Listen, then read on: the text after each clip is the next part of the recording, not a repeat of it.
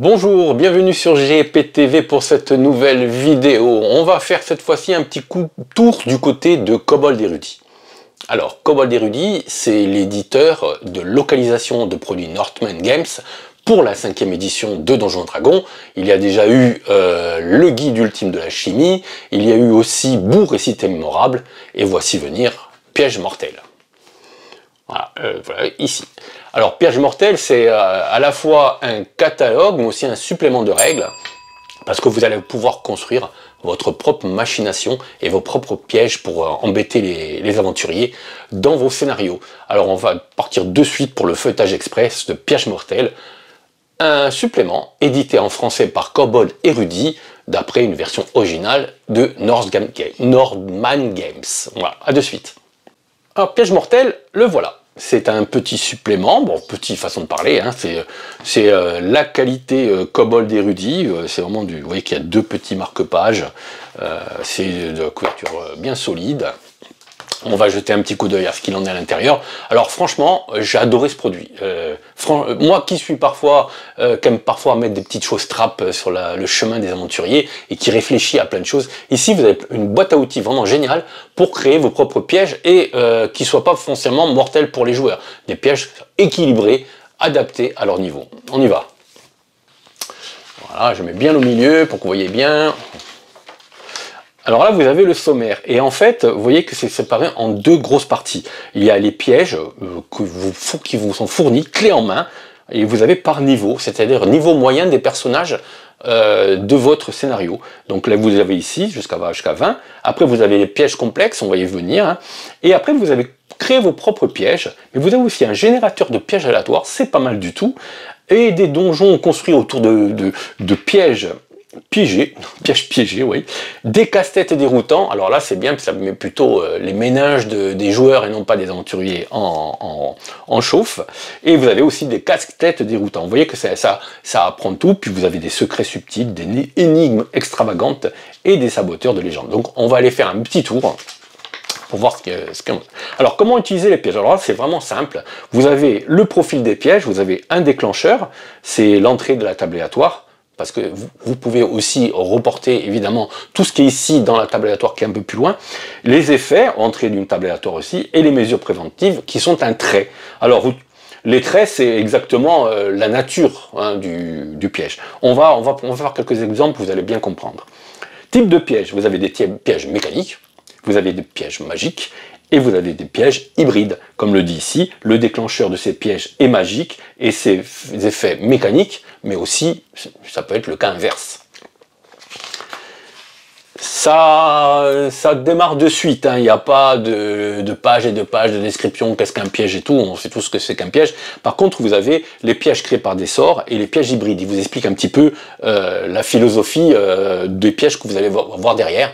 Donc c'est des pièges par exemple qui peuvent être déclenchés par un glyphe, mais qui active un sort. Là c'est un piège magique, mais le glyphe aussi peut déclencher par exemple un effet mécanique. Voilà. Ou un effet mécanique peut également, vous marchez sur une dalle, ça lance un sort, donc là c'est aussi hybride parce que c'est un effet magique et vous avez une conséquence mécanique. Voilà, il vous explique un petit peu tout ça. Le niveau de dangerosité des pièges, alors là il y a des fourchettes de 1 à 4, vous voyez, de 8 à 9, de 5 à 8, pardon, de 9 à 12, de 13 à 16 et de 17 à 20. C'est-à-dire que vous allez pouvoir piocher directement sans vous potasser tout le bouquin sur le niveau de vos aventuriers et vous allez avoir un paquet, quand même, un sacré paquet de propositions. Les fonctions des pièges, vous avez l'alerte, hein, ça déclenche une petite cloche, enfin peu importe.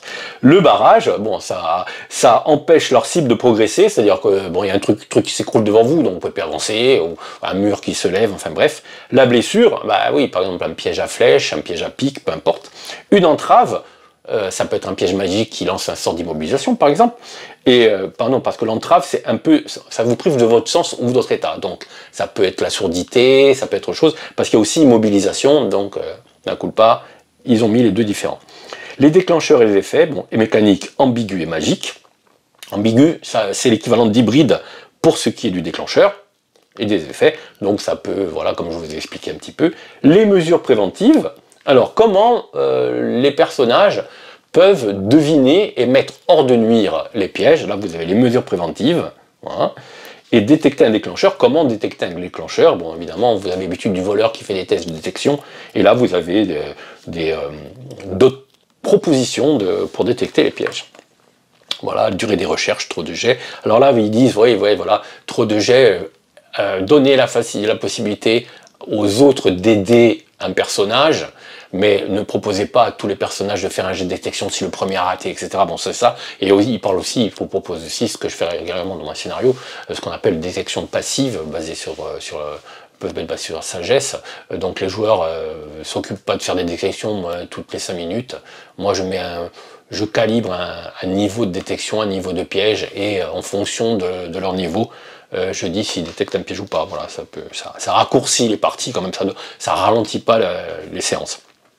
Comment désamorcer un déclencheur, s'il est magique ou mécanique, les différentes possibilités. Détecter un effet, parce que vous pouvez détecter l'effet aussi, parce que vous pouvez déclencher le sort, mais vous pouvez aussi voir ce que le sort va déclencher. Donc c'est l'effet, le déclenchement. Contrer l'effet, le réamorçage du piège et piège et modèle.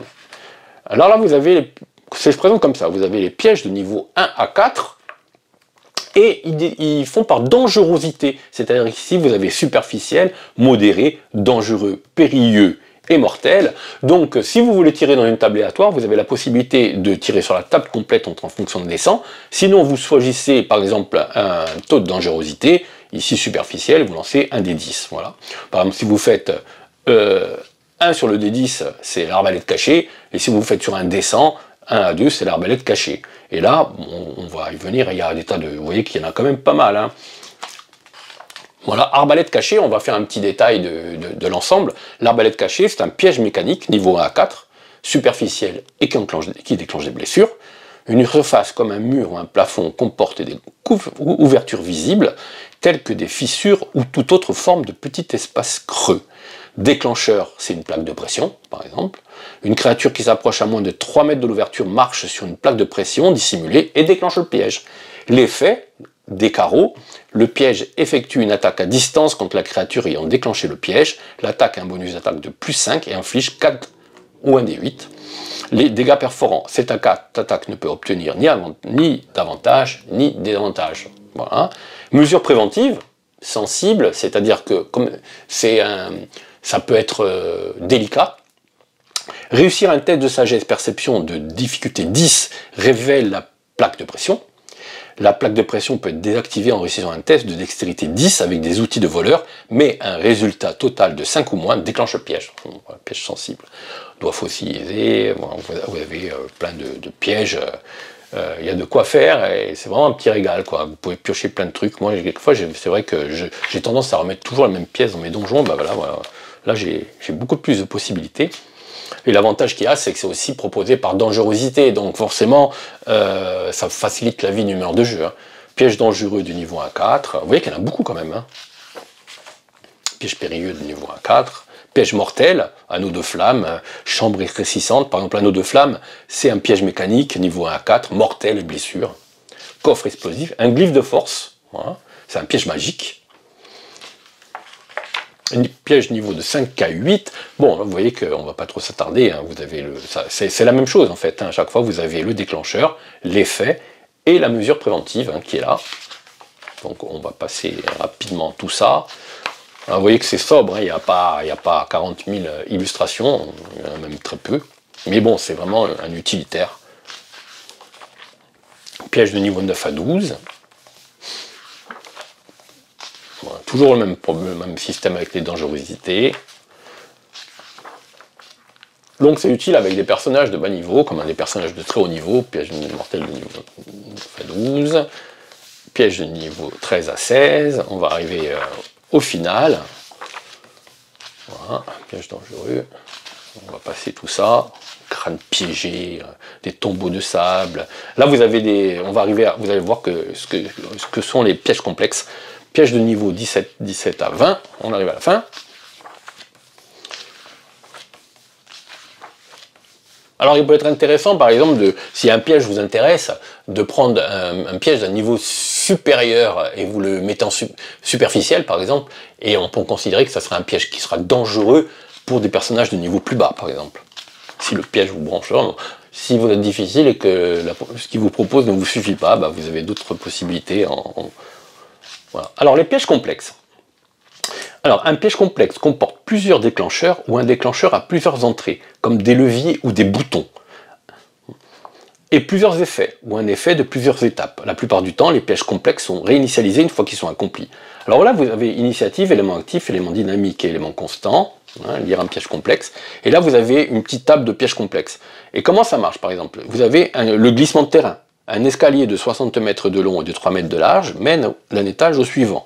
À 36 mètres en partant du bas de l'escalier se trouve une plaque de pression qui transforme l'escalier en un toboggan. Les créatures qui se trouvent sur l'escalier glissent vers le bas et croisent des carreaux tirés depuis des trous dans les murs. Une fois arrivées en bas de l'escalier, elles sont précipitées dans une fosse. Vous voyez qu'il y a 3 éléments. Ça devient un toboggan, ça vous tire des flèches et un trou qui s'ouvre. Donc, déclencheur, le piège, que 2 ou plusieurs créatures de taille moyenne ou plus se trouvent sur des marches situées au-delà de la marque des 36 mètres. L'initiative, le piège agit aux initiatives 20 et 10. C'est-à-dire qu'en fonction de ce qu'il va tirer, là on vous explique comment ça marche. L'élément actif, le glissement de terrain se compose principalement d'une rampe qui fait chuter les créatures dans la fosse située en bas de l'escalier. Mais il comporte aussi des carreaux qui sont tirés en direction des créatures le long de les 36 mètres qui séparent la zone du déclencheur et la trappe. Transformation de l'escalier en toboggan, c'est initiative 20. Ouverture de la fosse, c'est initiative 20. Et les carreaux cachés, initiative 10. Évidemment, vous allez pouvoir agir pendant que vous descendez, c'est pour ça qu'ils mettent une initiative de 10 pour le tir de carreaux. Élément dynamique, une créature qui commence son tour sur le toboggan glisse de 9 mètres vers le bas sur celui-ci en direction de la fosse. Cette distance augmente de 9 mètres à chaque fois qu'elle commence son tour sur le toboggan. Les éléments constants, donc ça dure plusieurs tours, vous avez compris. Les éléments constants, c'est les créatures sont visées par une salve de carreaux d'arbalète lorsqu'elles se trouvent sur le toboggan et chutent dans la fosse lorsqu'elles arrivent en bas. La pluie de carreaux, toute créature qui termine son tour dans la zone des carreaux cachés est ciblée par une attaque à distance. Bonus d'attaque de plus 5, 2 ou un des cas de dégâts perforants infligés lorsque l'attaque touche.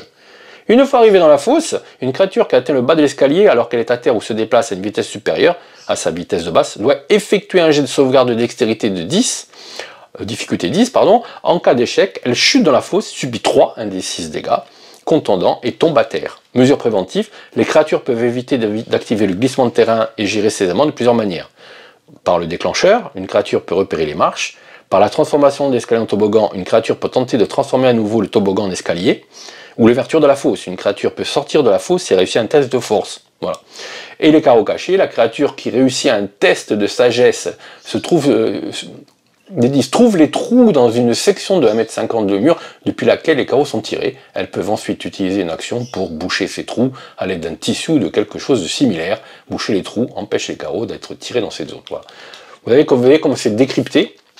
C'est très détaillé, c'est pas mal du tout. Et là, vous en avez un certain nombre aussi, qui fonctionnent tous sur un système avec plusieurs déclencheurs et plusieurs effets. Des rats, le cauchemar en cuisine, l'aspect du kraken, il y a des titres évocateurs, et d'autres moins. Barbecue, liquide inflammable, orage de désespoir. Je laisserai au meneur de jeu le soin de découvrir et d'en régaler ses joueurs. Alors, créez vos propres pièges. Donc là, maintenant, tout ça, vous avez fait le tour. Ouais, on dira, vous avez envie de créer vos propres pièges. Donc là, les pièges simples, les pièges complexes, déclencheurs complexes. Donc là, vous allez pouvoir créer vos propres pièges à partir de tables de référence. Donc, vous avez des tables de référence ici, avec les bonus d'attaque superficielle et tout. Vous êtes complètement guidé. Dégâts de pièges à cible unique. Donc, à chaque fois, en fonction du niveau, vous pouvez choisir dans la grille. Et à la fin, vous allez arriver à avoir un piège. Parce qu'on a dégâts des pièges à cible multiple, niveau de sort des pièges. Voilà, vous avez vraiment tout, quoi. La durée du piège, la récompense en expérience en fonction de si vous passez l'épreuve de ce piège. Bon, bref, vous voyez que tout est fait pour vous faciliter la vie. C'est très simple, en fonction de la dangerosité, vous pouvez petit à petit augmenter votre piège, le compléter comme un kit Ikea. Voilà, en gros.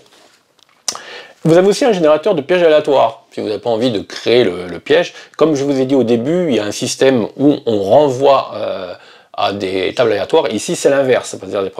Par exemple, vous lancez des dés, et en fonction de vous tombez sur le déclencheur et l'effet, vous avez la page 117 et vous avez la page 126 pour l'effet. en fonction du jet de dés. Ce qui est bien, c'est que vous pouvez avoir des pièges un petit peu combinés, c'est-à-dire qu'ils n'auront pas les mêmes effets, les mêmes déclencheurs que les pièges qui sont présentés ici. Ils seront présents dans certains pièges, mais là, vous allez avoir combiné deux éléments de pièges différents pour en former qu'un seul. Voilà. Et vous avez les explications, les détails des déclencheurs, les fils des temps de plaques de puissance. Là, on vous explique tout un petit peu comment ça fonctionne. Hein. Déclencheur magique. Les garçons offrandes, vous avez tout un système, les effets sont là. Alors là, on était au déclencheur, maintenant vous avez les effets qui sont ici. Détail des effets. Comment ça fonctionne, la chute d'objets, etc. C'est vraiment très très complet, hein, c'est vraiment chouette. Hein. Alors évidemment, vous ne lirez jamais, comme je l'ai fait moi là, parce que j'avais envie de lire le bouquin, vous ne lirez jamais le bouquin entier. Vous piocherez dedans des éléments qui vous intéressent pour composer vos pièges, quoi. Choisir vos pièges, vous les composez comme vous voulez. Et donjon construit autour de pièges piégés, c'est pas évident à dire. Donc, les donjons, ruines, cryptes et autres lieux de ce type sont réputés être des endroits que les gens ayant un peu de bon sens préfèrent éviter. La raison principale tient au fait que beaucoup d'entre eux sont remplis de pièges. On peut trouver ces dispositifs, engins et malversations magiques, ingénieux et parfois brutaux, un peu partout, attendant que quelques aventuriers infortunés viennent les mettre à l'épreuve. Bien entendu, envoyer un monstre ou un bandit à l'assaut des personnages est souvent un choix parfaitement judicieux, mais il est parfois difficile de trouver l'aide dont on a besoin, et dans ces cas-là, vous souhaiterez sans doute disposer de quelque chose de fiable et qui n'exige pas d'être rémunéré. Et là, piège pour les endroits confinés, là, vous avez pas mal de choses pour garnir votre donjon de pièges pour les grands espaces. Il y a des pièges magiques, il y a des pièges mécaniques, hein, c'est un peu le même, et ça fonctionne exactement pareil. Hein. Donc c'est très simple, en fait, à chaque fois c'est le même système, donc pas besoin d'apprendre 40 000 règles différentes, c'est toujours pareil. Et là on arrive au casse-tête. Alors là c'est vraiment bien, parce que moi souvent je me casse la tête à créer des casse-têtes, et là vous en avez plein. Donc casse-tête et dégâts. Donc là, vous avez casse-tête préconçu, le supplice de la planche, décomposition. Bon, je ne révèle pas, mais c'est assez marrant, quoi. C'est un système souvent de rébus ou de quiz ou même de puzzles hein, à résoudre. L'arme angélique, descension, retour dans le temps, l'impossible est faisable, hein, est faisable. Voilà. Et donc là, vous avez les numéros de trappe, vous avez, comme pour ce piège-là, patience chez rage de temps, vous avez, tout est détaillé, hein. Vous prenez c'est clé en main, quoi, en fait, vous prenez et vous l'utilisez. Le pied marin, comprendre les dalles, tournevis, et glou, voilà. Vous voyez qu'il y en a quand même pas mal, hein. Le don du linguiste et les gens bourgeonneuses, 16, en fait, je n'avais pas compté, il y en a 16, 17, 18, 19, 20, 21, le mystère de la petite pyramide, case-titre kabbalistique, 23, 24, 25, il y en a pas mal. Hein. J'aime Adi Adi, bien là que je te chope, pavé d'histoire, donc ouais, vous avez plein de... Et les secrets subtils, alors là, c'est pour ajouter du mystère et de la profondeur à vos donjons, vous avez des secrets. Alors les secrets de quête, des secrets de l'environnement, on vous explique un peu comment ça marche. Et là, vous avez des énigmes extravagantes. Comment concevoir une énigme? Donc, l'énigme doit pouvoir être résolue, forcément, hein, quand même, ça serait embêtant. Elle doit fournir les informations nécessaires, elle ne doit avoir qu'une seule réponse, et prévoyez des indices à fournir. Voilà, nous allons maintenant développer chacun de ces points. On vous conseille, on vous explique comment construire une énigme qui tienne la route. Là, vous avez des exemples d'énigmes. Alors maintenant que nous avons présenté les éléments à prendre en compte pour concevoir une énigme, nous avons créé quelques exemples que vous pouvez utiliser librement ou modifier selon votre convenance. L'énigme, j'ai bon appétit, mais je ne prends pas la peine de mâcher. J'aspire la crainte, mais je ne suis pas armé. Je forge ma propre armure, mais je peux aussi m'en débarrasser. Réponse, un serpent. L'énigme. Je vous accompagne à la montagne plutôt qu'à la plage. Je me repose le ventre vide, mais c'est pleine que je voyage. Ne me laissez pas à la maison, je veux voir du paysage. Une botte. Voilà, vous avez des exemples d'énigmes, je ne vais pas en faire plus. Les saboteurs de légende, alors là, on passe du côté du personnage, c'est-à-dire du personnage qui crée des obstacles et des entraves. Voilà. Alors, dans ce chapitre, vous trouverez des informations sur l'historique du saboteur, ainsi que 3 PNJ saboteurs, clés en main, qui pourront accompagner votre groupe d'aventuriers dans leur périple à condition de les payer correctement. Hein, vous avez les différents traits de personnalité, l'idéal du saboteur. Alors, vous pouvez lancer un D6 ou choisir, hein, c'est comme vous voulez. Hein. Voilà, je suis persévérant et je n'abandonne pas facilement. Je suis pragmatique, j'utilise mes compétences pour aider ceux qui ont de bonnes intentions, c'est un loyal. Je m'efforce d'échapper à une famille manipulatrice et dépendante de moi, c'est l'obligation. La faille, je suis peureux face au danger. Et par exemple, caractéristiques physiques, je boite en permanence, voilà, par exemple. Et là, vous avez quelques PNJ et mercenaires. Donc vous pouvez utiliser évidemment vous en tant que meneur de jeu pour mettre des bâtons dans les roues des joueurs, mais les joueurs aussi peuvent les engager pour les aider à mettre des bâtons dans les roues du meneur de jeu. Voilà, vue d'ensemble, Lisa Bubrefeuille, Max Eau de Rose, mention légale, et voilà. Donc là, je vous parlerai la prochaine fois de celui-là, qui est vraiment génial aussi. Hein. Mais c'est pas le... Bon, ça sera pour la prochaine fois. Là vous avez un truc. Ce bouquin, franchement, c'est top. Moi, j'ai découvert Norman Games grâce à Kobold Érudit, et j'avoue que je me suis rué sur leur catalogue en VO. Et franchement, il y a des trucs absolument géniaux chez ces éditeurs. Là, les traductions sont sympas, c'est facile à lire, la qualité du produit est vraiment bien, donc c'est très très chouette. Alors Piège Mortel, c'est peut-être pas un indispensable pour les meneurs de jeu, mais je vous avoue que si vous aimez construire vos propres donjons, c'est vraiment un outil vraiment très très intéressant. À la fois une boîte à outils, mais aussi un catalogue où vous pouvez piocher dedans. Franchement, c'est génial. Des trucs comme ça, moi franchement, je suis vraiment client et j'apprécie. Donc je l'ai lu même d'entraide parce qu'il y a des pièges qui m'intéressaient. Je voulais voir jusqu'où vous pouvez aller. Il y a des trucs assez délirants en plus. Voilà, donc c'était une présentation de Piège Mortel. C'est chez Kobold Érudit. Ça fait pas très longtemps que c'est sorti. Je crois que c'est sorti fin 2024, il me semble. Donc c'est disponible, évidemment. Et on se retrouve... Alors, je voulais vous dire, vendredi, on commence nos lives. À 17 h, je reçois Bruno Guérin, qui est en pleine campagne de financement pour des suppléments pour Imperator. Donc il va nous parler d'Imperator pour ceux qui ne connaissent pas. Et il va aussi présenter un petit peu le contenu de cet ensemble de suppléments qu'il a concocté pour nous. Voilà, à bientôt. À vendredi, si vous avez envie de participer à notre conversation, ça sera sur YouTube, sur Facebook Live et sur notre compte Twitch. Donc un peu partout. Donc n'hésitez pas à venir nous dire bonjour. Voilà, à bientôt.